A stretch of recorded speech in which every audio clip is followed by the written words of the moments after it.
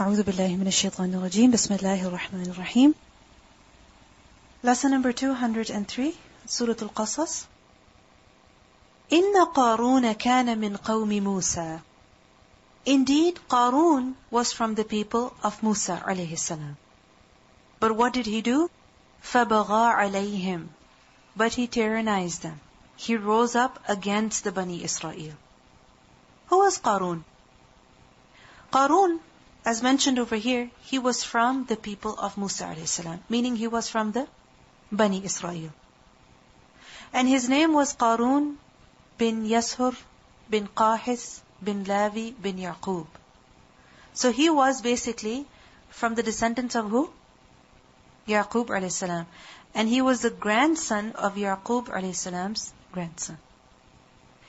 And he was also a close relative of Musa alayhi salam. It is said that he was a son of Musa alayhi salam's maternal aunt, and he was also his paternal cousin. So he was related to Musa alayhi salam through both maternal and paternal relationship. And they were very closely related. And his name in the Torah is Korah. Korah. It is said that Qarun, he had even memorized the Torah, and he would read it very beautifully. So it wasn't that he was not knowledgeable of the deen. At the same time, he was also very good looking.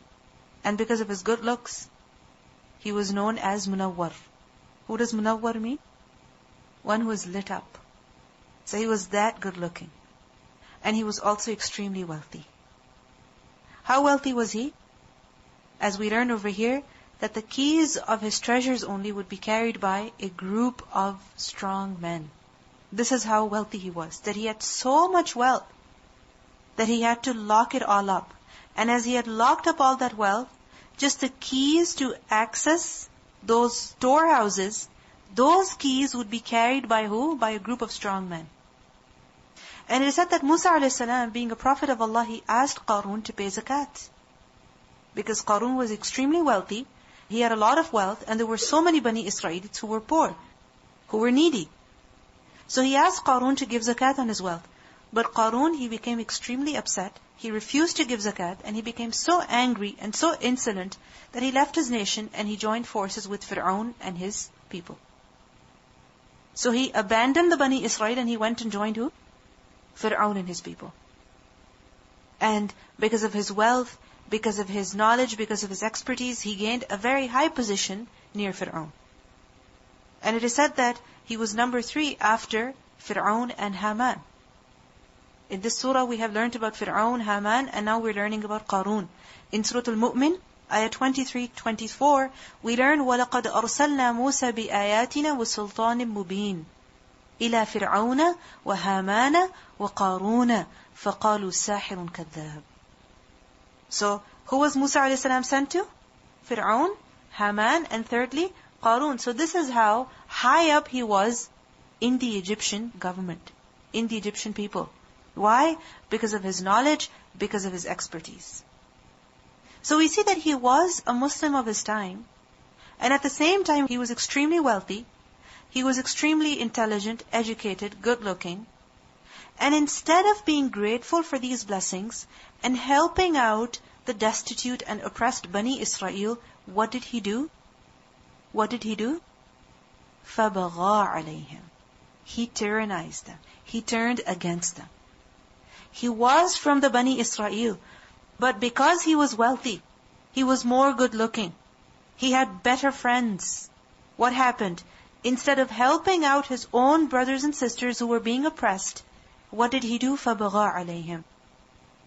Bagha from the root letters ba, ghain, ya. Baghi. Baghi literally means to desire.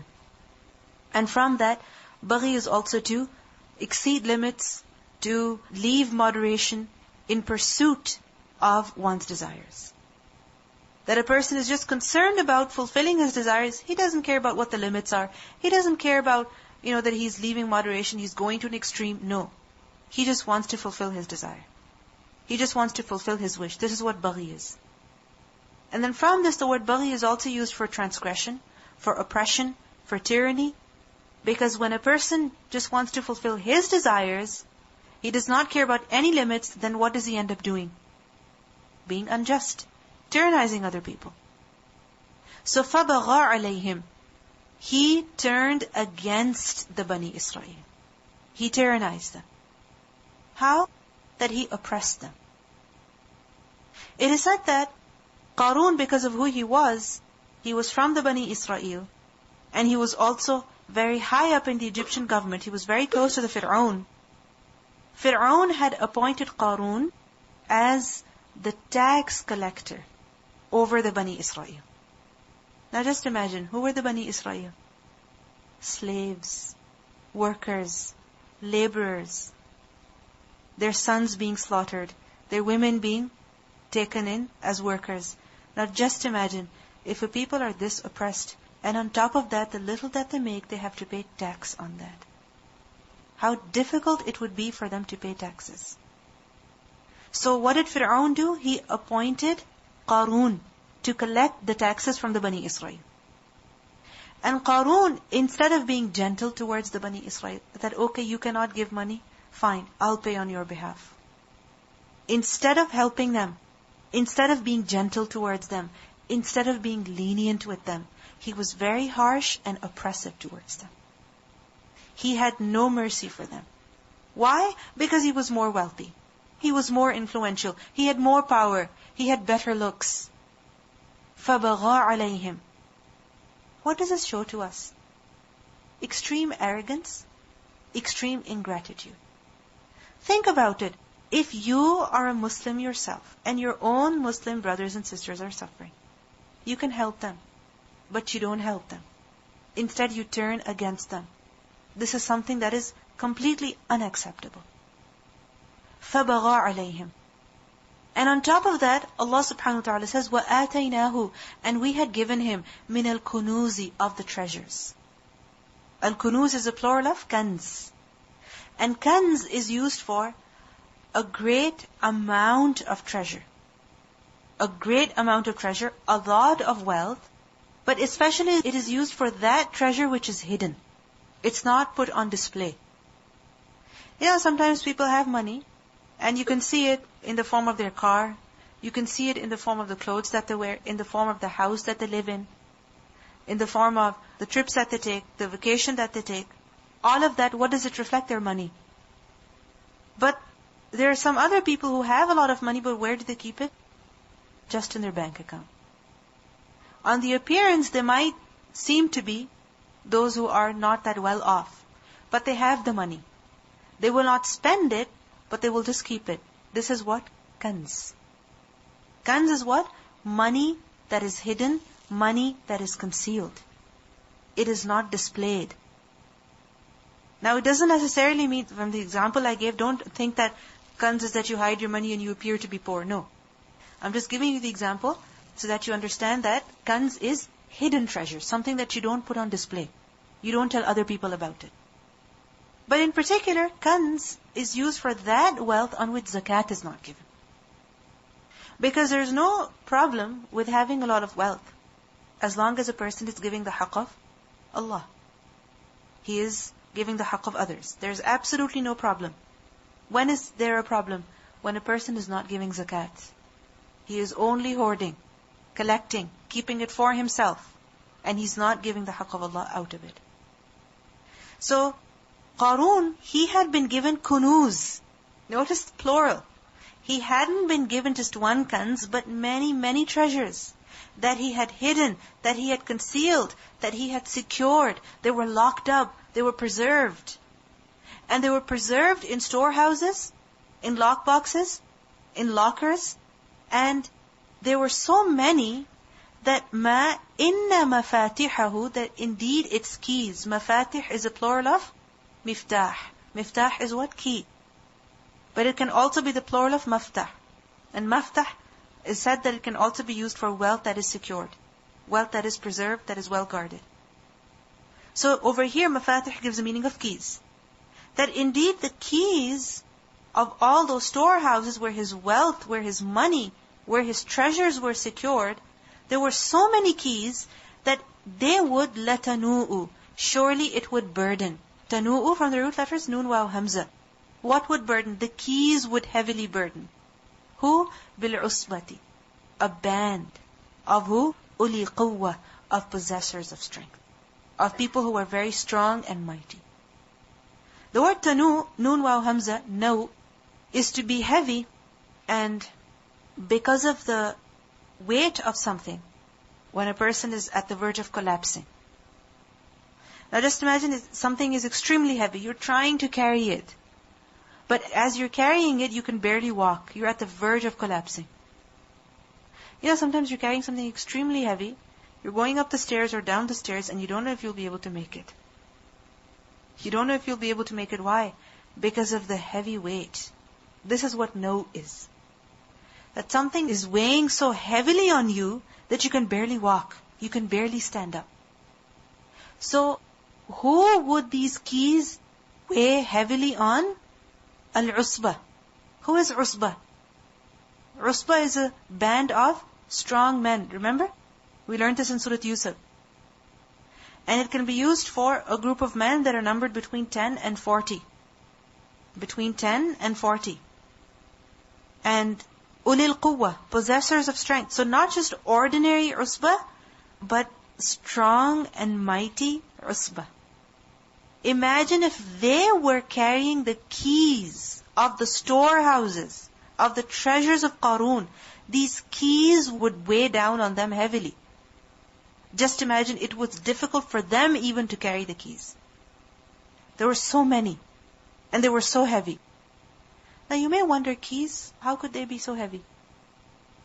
Remember that even these days, but definitely before, the keys to like major big places, storehouses, they weren't small. Okay? They were big.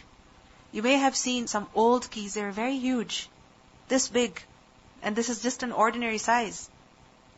If you ever come across a picture of the key of the Kaaba, even that is huge. So, in olden times, people had huge keys, big keys, because these keys also, even they were decorated. They weren't ordinary keys, they were crafted, designed, sometimes made of gold or silver or copper or some kind of precious metal. So first of all, they were big themselves, and secondly, there were so many. This is why when an usbah would carry them, even they would find it difficult. So just imagine the amount of wealth that he possessed. The keys, what do they reflect over here? The great amount of wealth that he possessed. This is how wealthy he was. So what happened? إِذْ قَالَ, when he said, lahu, to him, قَوْمُهُ, his people. Who were his people? The Bani Israel. So when his people said to him, لَا تَفْرَحْ, don't show off. Don't be arrogant. Don't be exultant. Don't be too happy over this wealth of yours. Because إِنَّ اللَّهَ لَا يُحِبُّ الْفَرِحِينَ. Indeed, Allah does not like those people who exult. Tafrah. Tafrah is from farh. And farh is to be happy. Now, isn't it a good thing to be happy? Of course it's a good thing to be happy. Especially when a person has been given great blessings. When a person has been given blessings, he should be happy. Because when Allah gives a blessing to someone, He likes to see the athar of that blessing on that person. Whether it is in the form of a smile, or it is in the form of gratitude, or it is in the form of using that blessing, Allah likes to see the athar of that blessing. So farh is something that is good. However, remember that there's two types of farh. One is farhul qalb. When the person's heart is happy. When a person is happy in his heart. That alhamdulillah, he is grateful to Allah, he is content, he is satisfied, he is positive, he is grateful. But the other kind of farh is farhun nafs. That when a person's nafs, his ego, his nafs becomes very happy. And when that becomes happy, when that gets out of control, then a person begins to show off. He becomes arrogant. He thinks whatever he has is because of him. He thinks he's the best. He thinks he can do whatever he wants. So when his people said to him, لا تفرح, they didn't mean that, oh, you shouldn't be happy about this wealth that Allah has given you. No, they meant don't be exultant. Don't be arrogant. Because Allah does not like those people who are fariheen, who become so happy that they become arrogant and they begin to show off They don't humble themselves before Allah, rather they go on transgressing against others. Now what do we see over here? Something very important about the Bani Israel. So far we have seen that the Bani Israel, because of their slavery, they had faced a severe moral crisis and decline. But we see that despite everything, they had this sense that when you have wealth, you shouldn't show off. Allah does not like those people who show off. And this is something that is very basic. So they had this understanding.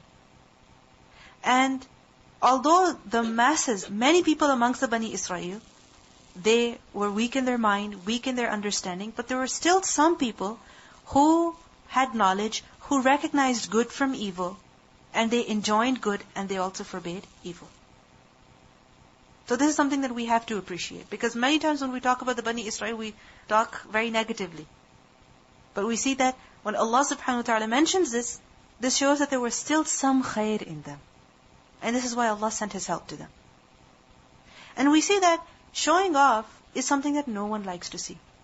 Even little children. Little children. If one has a candy and the other doesn't have a candy, and the one with the candy is showing off, the other children, they don't like him anymore. Isn't it so? So regardless of a person's age, regardless of his education, regardless of his social background, showing off is something that goes against good morals. You don't have to be extremely righteous and extremely knowledgeable to know that showing off is something that is wrong. We learn in Surah Al-Hadid, ayah 23, وَلَا تَفْرَحُوا بِمَا آتَاكُمْ, and not exult in pride over what Allah has given you. وَاللَّهُ لَا يُحِبُّ كُلَّ مُخْتَالٍ فَخُورٍ, and Allah does not like every person who is self-deluded and boastful.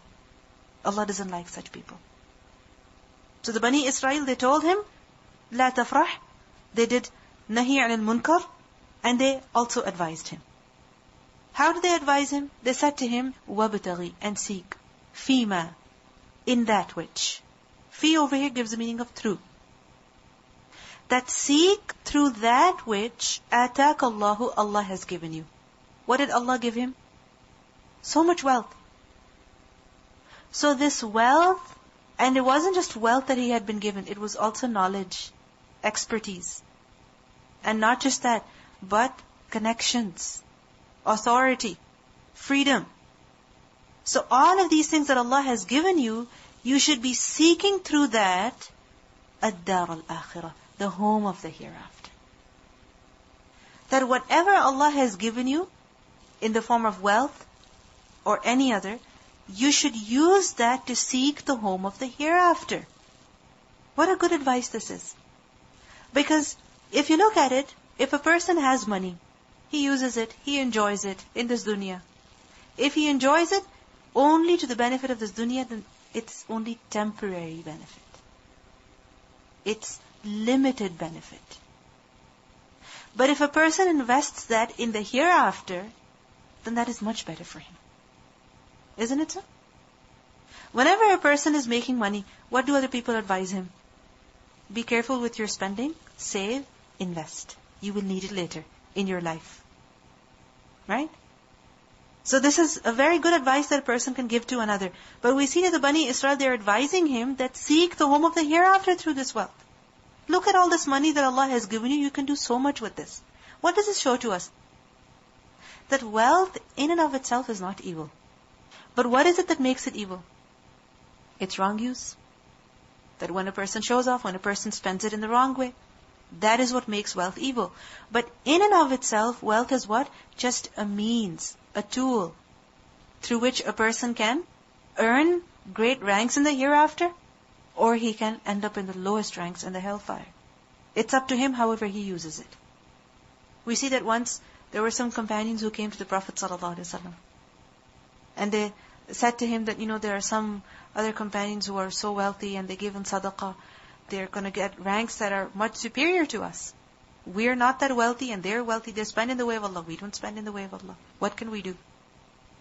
So the Prophet ﷺ, he taught them some adhkar, that read them and you will get the same reward. Now what happened? The wealthy companions, they got to know about those adhkar as well. They started saying them. So now they came to the Prophet ﷺ and started complaining again that, look, they're giving sadaqah and they're also saying this. Now tell us something better. Something more. So what did he say? This is the fadl of Allah, that Allah gives to people. So, wealth is a great blessing. And it's a great tool through which a person can accomplish great things. So they advise him that instead of showing off, instead of being ungrateful, why don't you use it to make your home of the hereafter? Why are you just spending it over here in this dunya? Use it to make the home of the hereafter as well. وَابْتَغِ فِي مَا آتَاكَ اللَّهُ الدَّارَ الْآخِرَةِ وَلَا تَنْسَ نَصِيبَكَ مِنَ الدُّنْيَا. And do not forget your share in the dunya. When it comes to investing in the hereafter, that's essential, very, very important.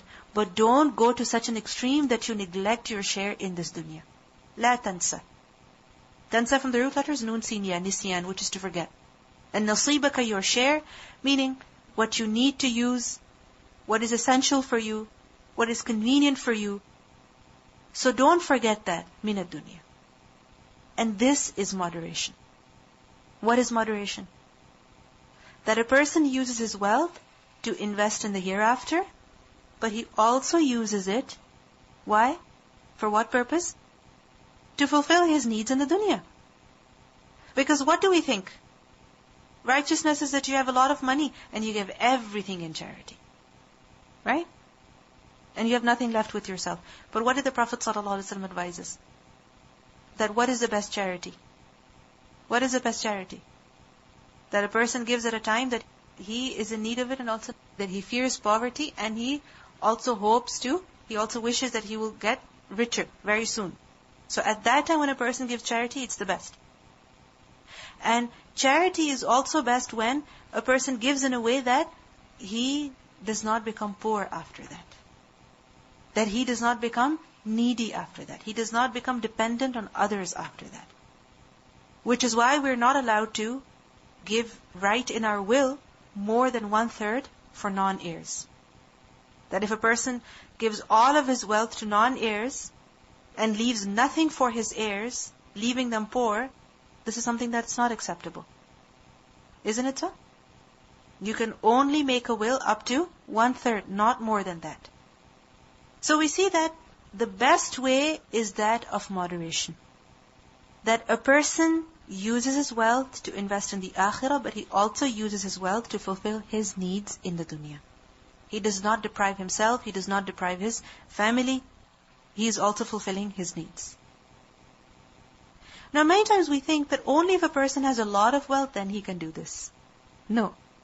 This principle of moderation is applicable whether a person has only 100 or he has 1 million. Remember that. A person has 100 or a person has 1 million. He can still apply this principle of moderation. How?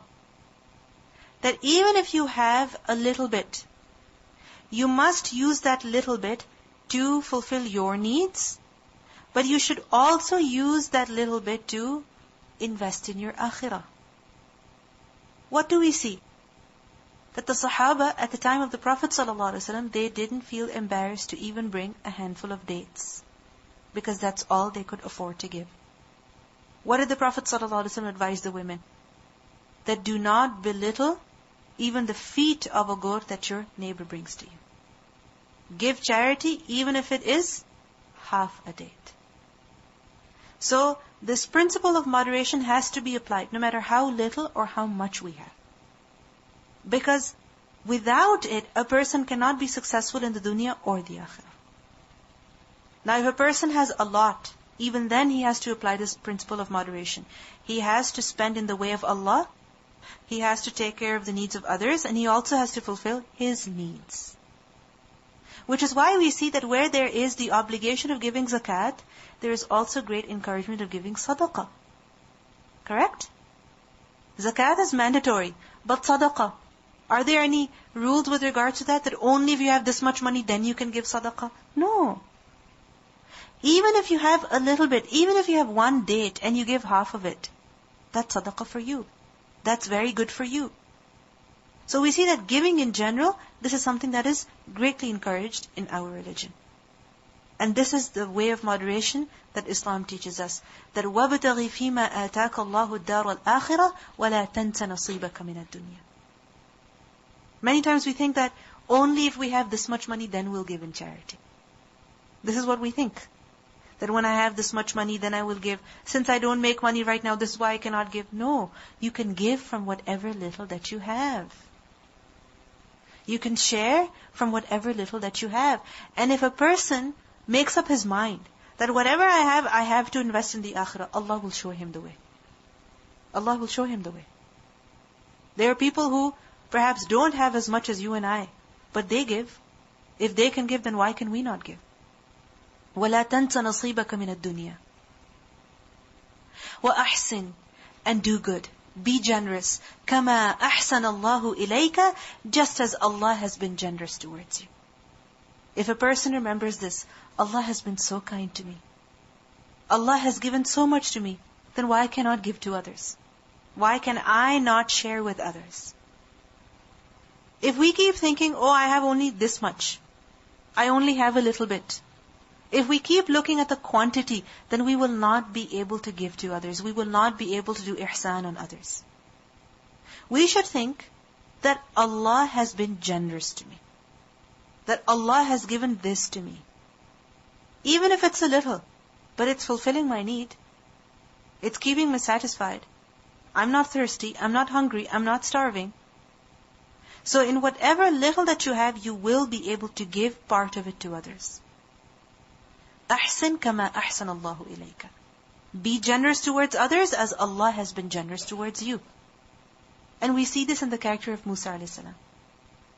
That as he arrived in Madian, what did he have with him? Nothing.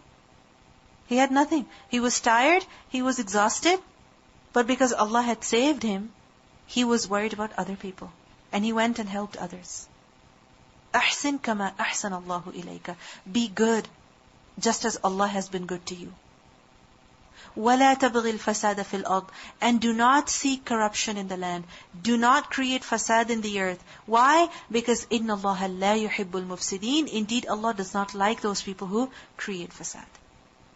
Why do they say this to him? Do not make fasad in the earth. Because many times when a person is only concerned about fulfilling his own desires, using his money to only satisfy his desires, then he ends up committing fasad. How? Think about it. How? How does he end up committing fasad when he's only concerned about fulfilling his own desires? When a person becomes selfish, he's only concerned about his needs, his pleasure, his satisfaction, then he ends up depriving other people of their right. Remember that whatever wealth that we have been given, part of that is the share of others. Part of that is the share of who? Of other people. وَفِي أَمْوَالِهِمْ حَقٌّ لِلسَّائِلِ وَالْمَحْرُومِ. And in their wealth is the right, haqq, of who? لِلسَّائِلِ وَالْمَحْرُومِ. So, anything that we possess, anything that we have, part of it is actually the right of others. And when we become selfish, when we're only concerned about fulfilling our own desires, then we will use it all for who? For ourselves. And as a result, other people will be deprived. And this leads to fasad fil ard. Imbalance. What is fasad? Decay. Imbalance. So this leads to an imbalance. And we also see that fasad fil ard, it is of two types, remember? One is that the resources of the earth, they are being corrupted. When a person has a lot of money, and he wants everything his way, he wants every wish of his to be fulfilled, then he ends up corrupting the physical earth even.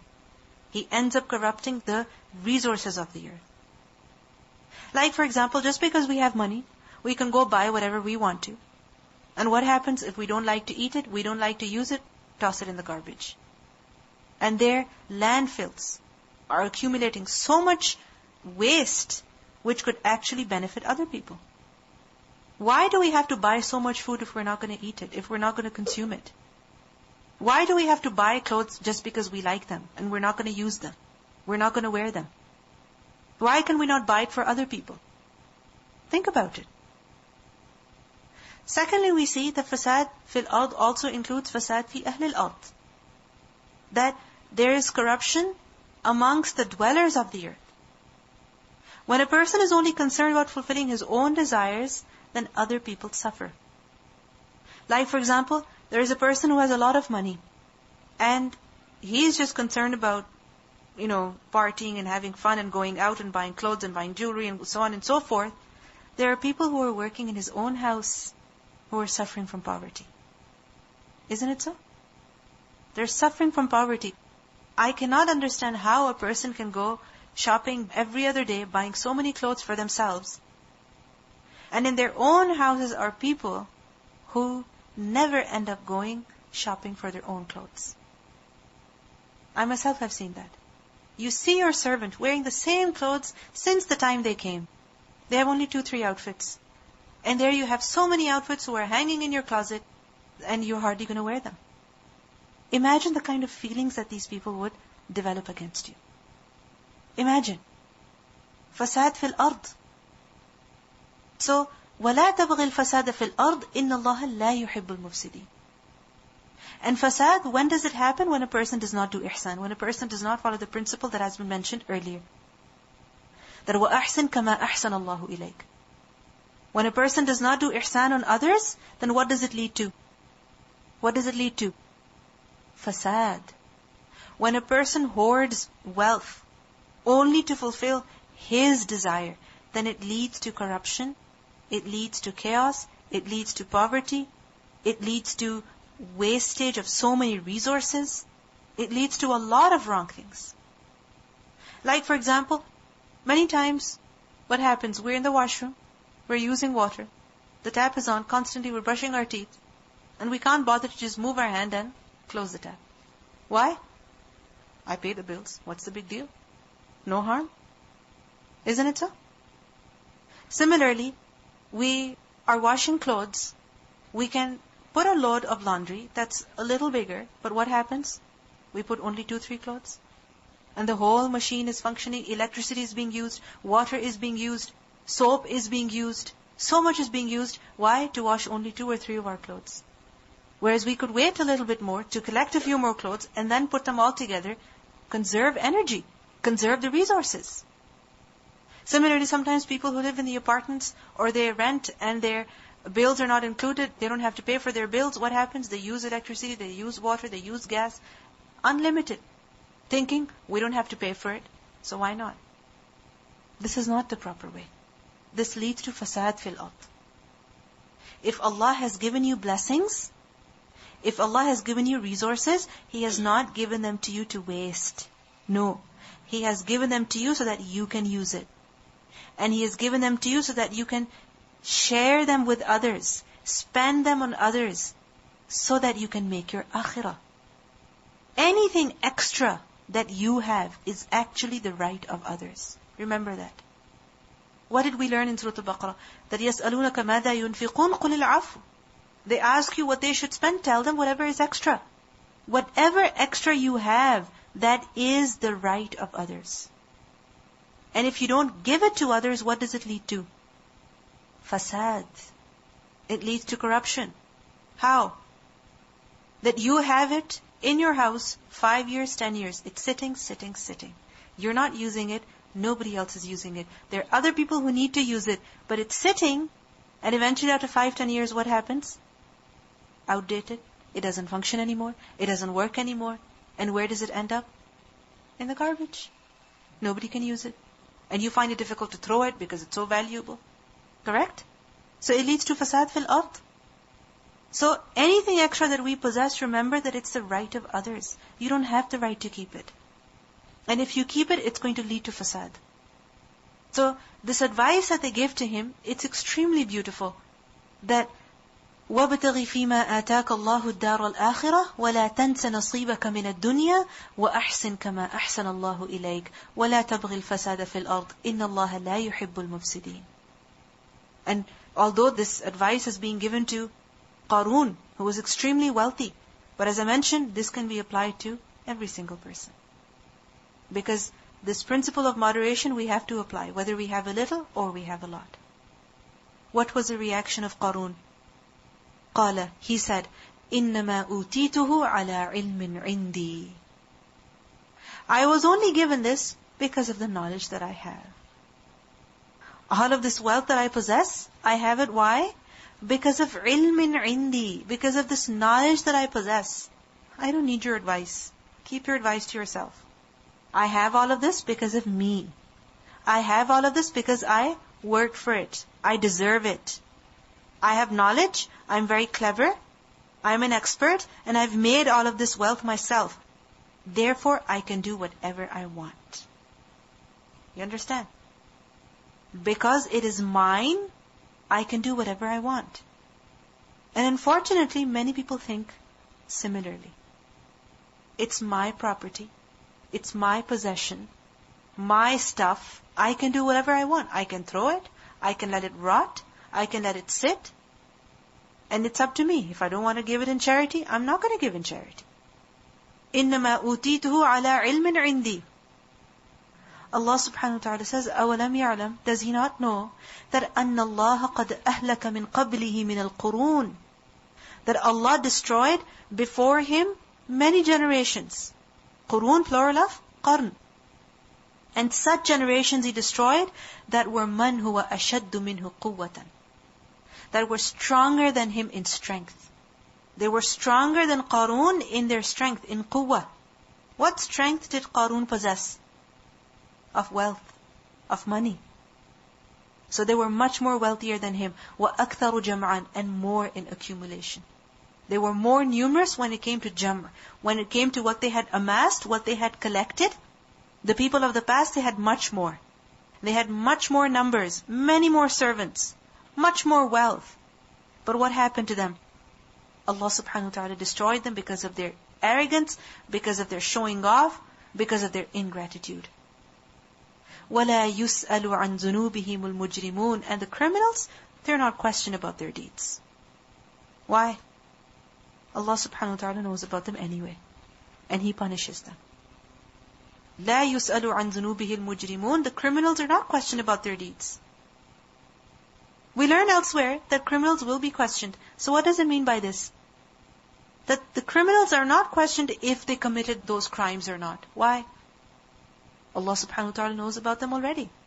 You need to ask someone about something when you're unsure. Isn't it so? But when Allah knows already, He doesn't need to question them.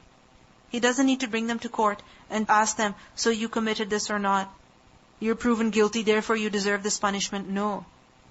They weren't questioned, they were punished immediately in the dunya.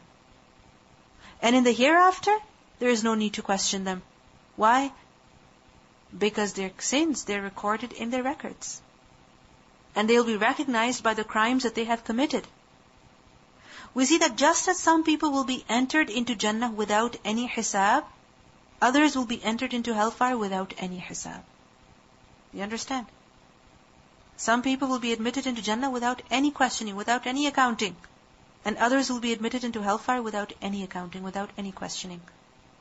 In Surah Al-Rahman, ayah 41, we learn, يُعْرَفُ الْمُجْرِمُونَ بِسِيمَاهُمْ, the criminals will be known by their marks. They'll be recognized. In Surah Al-Mursalat, ayah 35-36, we learn, هَذَا يَوْمٌ لَا يَنْطِقُونَ, this is the day they will not speak. وَلَا يُؤْذَنُ لَهُمْ فَيَعْتَذِرُونَ, nor will it be permitted for them to make an excuse. In Surah Al-Rahman, ayah 39, we learn, فَيَوْمَئِذٍ لَا يُسْأَلُ عَنْ ذَنْبِهِ إِنسٌ وَلَا جَانٌ, then on that day, none will be asked about his sin, among men or jinn. So what do we see in this ayah? That Qarun, he was extremely proud of his wealth, his knowledge, his skills. And many people think the same way, that just because I have this, just because I am very clever, I am very intelligent, this is why I am successful. This is why I have this much money. And this thinking is very, very wrong. Because this thinking, what does it reflect? Arrogance. A person should think, he should realize that whatever I have is because of who? Allah, He gave me. Okay, I got this job because of this degree I have, because of this certification I have. Who gave me the ability to acquire it? Allah. Who gave me the ability to find this work? Because there are many other people who have similar degrees, similar certifications, but they don't have the same work. They don't have the same opportunities. So Allah is the one who provided you with the knowledge, with the opportunities. So never think that just because of your knowledge, just because of you, you are who you are. You are who you are because of Allah, because of His favors. And this is why whatever you have been given, you have to use it in the way that Allah wants you to use it. That Allah likes you to use it. You cannot say, because I have made it myself, therefore I can do whatever I want. No. This thinking is wrong. We have to realize that because Allah is the one who has given us what we have to use whatever we have according to His instructions. So what happened then? فَخَرَجَ عَلَىٰ قَوْمِهِ. So he came out before his people. Who? Qarun. Remember earlier we learned فَبَغَىٰ عَلَيْهِمْ? This is an example of that. That فَخَرَجَ عَلَىٰ قَوْمِهِ. He came out before the Bani Israel فِي زِينَتِهِ. In all of his adornment. He came out with all of his zina before the Bani Israel. Remember the different levels of zina? Remember? What are they? Of the nafs, then of the badan, and then external. Right? So he came out all dressed up, all decked up, looking very handsome. And he didn't just come out wearing nice clothes. No, he came out with all of his wealth, with all of his men, with all of his servants, as if he was displaying all of his wealth out in the streets. Just imagine. What does it remind you of? Somebody who's displaying all their wealth out in the open. There's a procession going on. At a smaller level, weddings. What happens at weddings? What happens at weddings? That the bride, she has to be wearing what? All the jewelry she owns. Even if it doesn't match. Even if it's extremely heavy. Even if she's wearing 3 or 4 necklaces. She has to wear all of her bangles, all of her rings in all 10 fingers. Isn't it so? And the clothes, they have to reflect a lot of money. The makeup, even that has to reflect that a lot of money has been invested in it. And not just that, but where she's going to be sitting. All the decoration over there. What does it reflect? Zina, money, wealth. And not just that, but the whole decoration that is in the place where the wedding is being held. And sometimes the bride is taken. It's called a barat in Urdu. How the barat is done, like the bride is taken and the groom comes and there's a whole procession. So this is exactly how Qarun came out. All decked up with all of his wealth. All of that wealth that was a kanz that was hidden, that was locked up in storehouses, in treasure houses. He took all of that out and everything is being displayed in the streets. Imagine how the poor Bani Israel must be feeling. Just imagine what they would be feeling in their hearts. Similarly, at weddings, when people make such a display, there are amongst the attendees, those who are relatives, those who are friends, who are not as well off. Imagine what they must be feeling.